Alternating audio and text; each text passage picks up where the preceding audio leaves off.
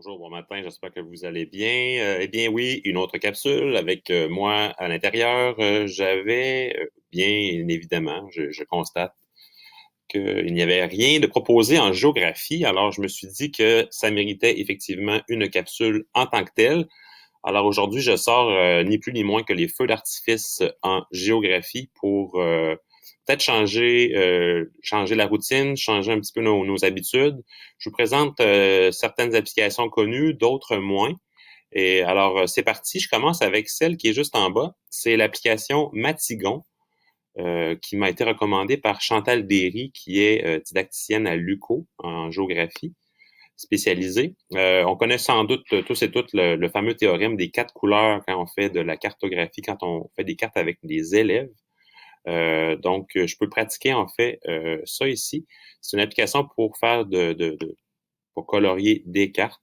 Donc là, je vais prendre le mauve, je le mets là. Donc, le but, c'est de prendre le moins de couleurs possible pour faire une carte. Ça se fait en ligne. Donc, c'est vraiment, si on veut faire la consolidation, quand on travaille les techniques, ça peut être fait là, dans le cadre d'un exercice. Si je continue mon exercice là ici, bon, là, je vais mettre du vert là, je vais mettre du vert ici. Je pourrais mettre une quatrième couleur, hein, effectivement. Donc, l'application Matigon, vraiment intéressante à travailler avec ses élèves. Je vais ensuite aller du côté d'une autre application qui est pour le moins inconnue, qui est Google Tour Builder. Je ne veux pas rentrer dans la réalité virtuelle. Je l'ai travaillé avec quelques enseignants, mais Tour Builder, en fait, ce sont des parcours géographiques interactifs. Donc, c'est une application de la suite Google Géo. J'ai eu la chance d'avoir une formation il y a 3 ans et c'était vraiment génial. Donc, on va créer un tour en tant que tel. Donc, c'est un parcours. Ça peut être dans le cadre d'un travail. C'est sûr que ça se cadre vraiment beaucoup mieux en géographie. Les élèves vont présenter. Donc là, je vais aller dans My Tour ici. Donc, c'est des parcours et dans ces parcours-là, bon, on voit d'ailleurs ce que j'avais fait en formation un parcours sur les catastrophes naturelles. Donc, on faisait un espèce de tour d'horizon dans le monde. On va aller mettre des bornes et il y a toujours un peu d'information qui peut être rajoutée. Et à la fin, en fait, ce qui va se passer, c'est qu'on peut activer ce tour-là et le regarder et le découvrir. Et c'est un petit peu en fait une adaptation de Google Earth, mais peut-être plus facilement intégrable à son cours. Là, ici, on avait mis des articles de journaux, on avait mis des liens, enfin bref.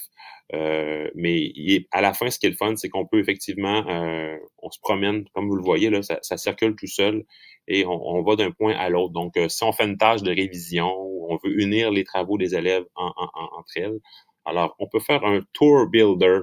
C'est pas très compliqué, effectivement, et on se sert toujours de la plateforme Google Earth en collaboration pour réaliser le tout. Donc, inutile de trop passer de temps là-dessus. L'application Google Mes Cartes, c'est une application totalement géniale. On est en collaboration, on est en interactivité. On peut ajouter différentes couches sur la carte qui est fournie par Google, effectivement. J'avais proposé il y a 2 ans dans une formation sur la classe numérique un défi autour du monde, une course autour du monde qui était en fait qui unissait Google Mes Cartes et Google Forms. Ça, c'est vraiment chouette. Si vous voulez faire une espèce de défi évasion dans votre classe, là, ici, c'est quelque chose qui était un peu plus en histoire, mais enfin, bref, pour planter tout ça dans Google Mes Cartes, je devais mettre une borne. Je posais des questions ici dans cette case d'information-là et dans le fond, les élèves doivent répondre dans un Google Form et dans le Google Form, je me servais de la validation.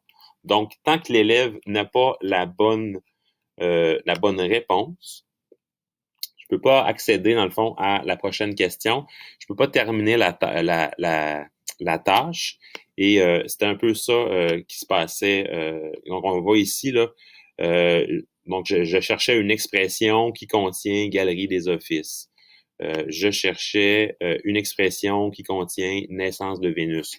Effectivement qu'il y aura des bugs au niveau de l'orthographe chez vos élèves, mais bon, c'est possible de faire une espèce de défi évasion avec un Google Form. Je suis pas dans le mode questionnaire, je suis vraiment dans le mode normal, mais je vais aller chercher la validation et quand j'aurai la bonne réponse, je peux envoyer le formulaire et quand l'élève le faisait, ben, accédait à une autre tâche qui était dans une autre partie du monde, et ainsi de suite. Donc, j'avais 5-6 étapes comme ça à faire. Vraiment une belle tâche à faire, à créer pour ses élèves, peut-être en révision.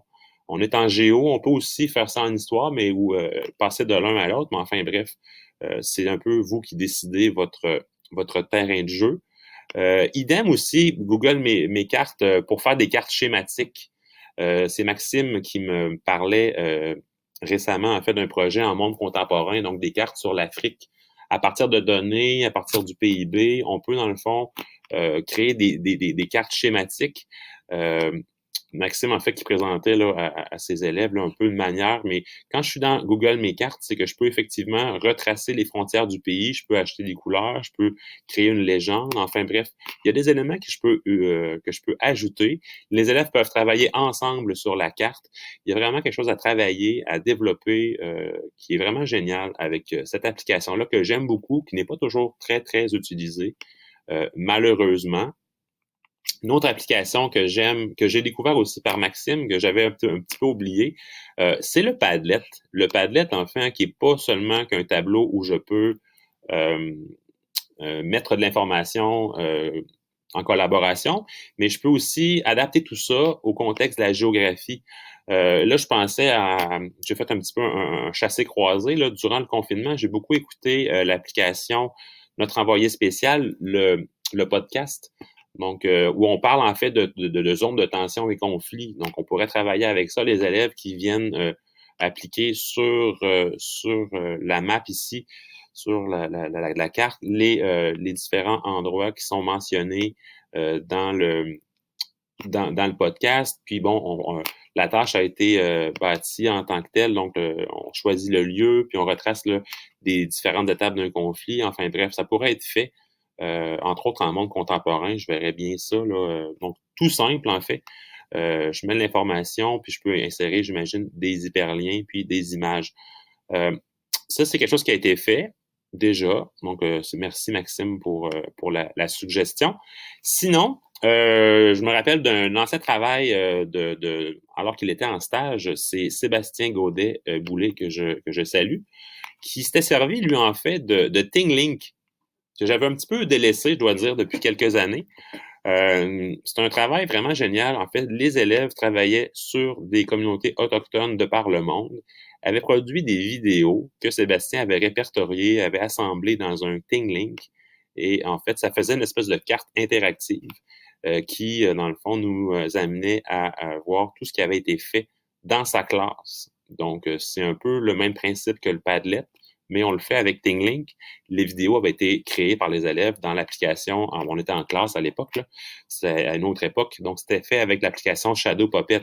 En situation de confinement, une vidéo, on pourrait faire ça avec, entre autres, Screencastify ou d'autres applications connexes. Les élèves ont des cellulaires à la maison ou un ordinateur. Donc, bref, on pourrait trouver des alternatives.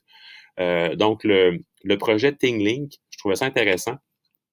Donc, cette carte-là, donc, il a vraiment répertorié tout. C'est en secondaire 3, les Pygmées, les Bushmen, les cris. Hein, donc, puis tout ça était à la base des dossiers dans son Google Drive à lui.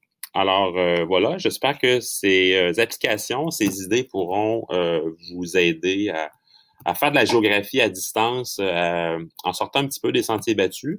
Et je vous invite vraiment à explorer Tour Builder, Google Mes Cartes. Le Padlet ainsi que le ThingLink sont aussi de beaux ajouts.